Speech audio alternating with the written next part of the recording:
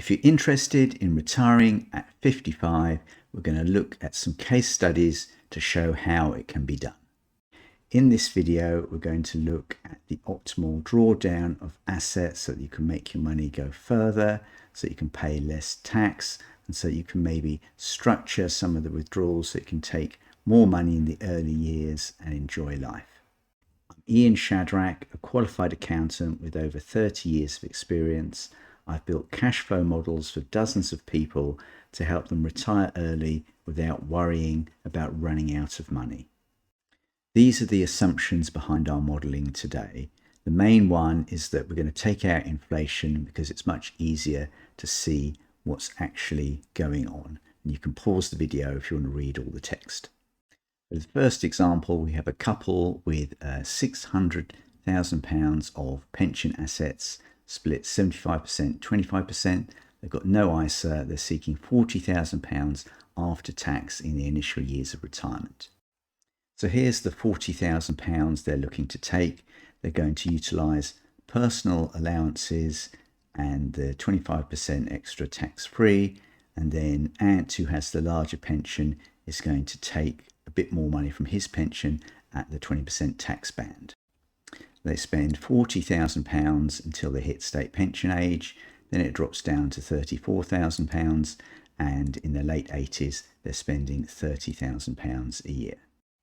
So this is what their wealth looks like over time in terms of its purchasing power. So it is declining, and also B, who has the 25% of pension assets, their pension runs out just before their state pension kicks in. So ideally, you want more than £150,000 in your personal pension if you're retiring at 55 and want to fully utilise your personal allowance with money taken from your pension. I call this a glide path for your wealth, and if you're above the glide path, then it means stock markets are doing well and you can potentially spend the money, or you can bank it as cash for when stock markets eventually decline, or you could consider starting to pass money on to your dependents. And this is income after tax over time. So we've got the money being taken from the SIP, we've got the 25% tax-free, we've got B's pension that runs out and then putting a bit more of a strain on Ant's pension. Then we've got the two state pensions kicking in, giving a very handy £23,000. And then in the later life, they step down their expenditure and they've still got tax-free cash left when they're 90.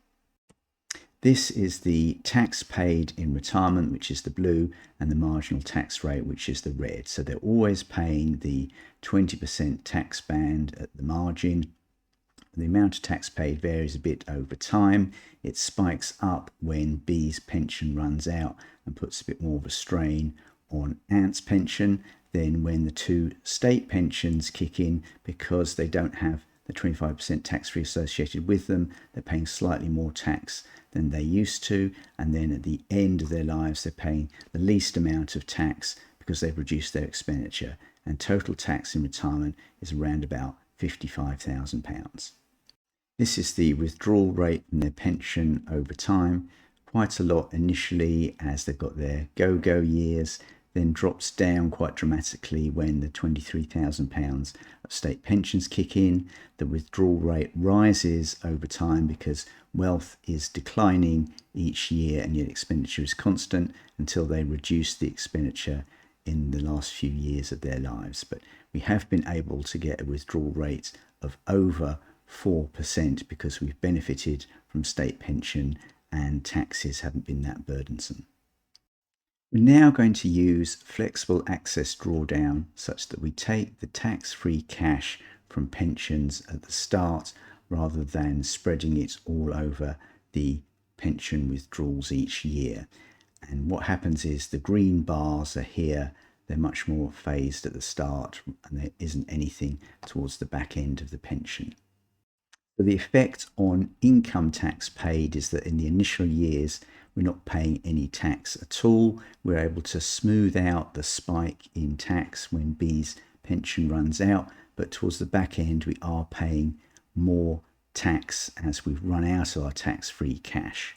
But the advantage is that the tax that we didn't pay, we're able to invest in like the stock market, and it can compound for us, so it's to our benefit. And the total tax paid under flexible access drawdown is slightly higher at around about 59,000 compared to 55,000 under UFPLS. When we compare wealth over time, we can see that it is higher under the flexible access drawdown example.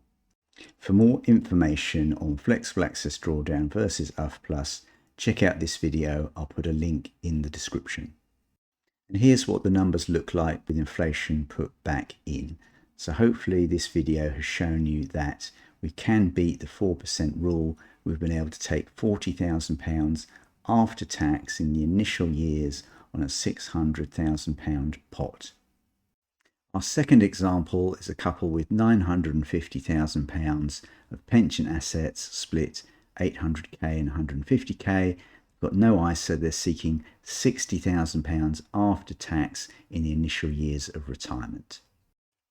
So here are some of their numbers using the personal allowance and the pensions, taking 20% tax from pensions, and then at age 66 there's a slight spike where they have to take money from the pensions at a 40% tax band because B has run out of pension. This is the wealth profile over time, and again we've got a glide path in terms of the purchasing power of their wealth declining over time. This is the sources of income over time using pension, tax-free cash, B's pension running out, state pensions kicking in, and they've still got tax-free cash when they're 90, which isn't maybe ideal, because if the tax-free cash is there, then they can utilize it and lower their tax bill. This is the tax paid over time with a spike at age 66 before the state pensions kick in, when they pay 40% marginal tax on a small bit of income for 1 year. Total tax paid is about £123,000. And now with flexible access drawdown, we've smoothed out the tax-free cash, so we're taking more up front, and there is no spike to the 40% tax band. And once again we end up with more wealth because at the start there's less tax leaving our pot of wealth, and it can accumulate on the stock market instead of going to the government. And here's the sources of income with the tax-free cash in green shown taken up front, and there isn't any left in our 80s or 70s. There are lots of other features of the retirement calculator. You can model ISAs and general savings accounts, rental properties, you can model a mortgage, you can have expenditure goals like buying a motorhome, you can put in side hustle income, and you can model different stock market scenarios to see what impact they would have on your wealth. A retirement calculator stops you worrying about running out of money in retirement, saves you money on income tax. It's fully customizable as it's a spreadsheet. It'll last forever if you keep it updated. You've got transparent workings. You can see all the formulas behind it. It's excellent value for money, and working with a coach can help you to navigate all the issues you might have about managing your finances in retirement. If you're interested in the retirement calculator, go to my website, ianshadrack.com/retirement-calculator. It's got all the information there, including the latest pricing, and I'll put a copy of the spreadsheet with the formulas cancelled out in the description, so you can have a look over the file to see what it can do.